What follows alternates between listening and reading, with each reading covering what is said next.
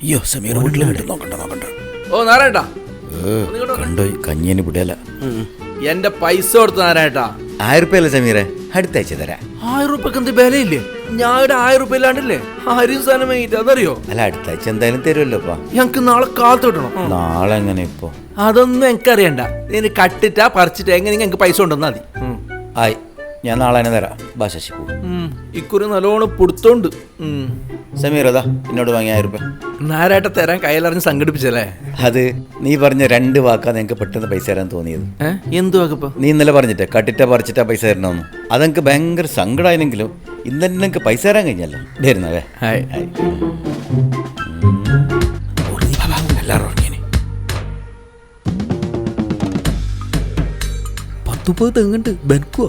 എന്ത് ഇത് നമ്മളെ പണിയല്ലേന്ന്.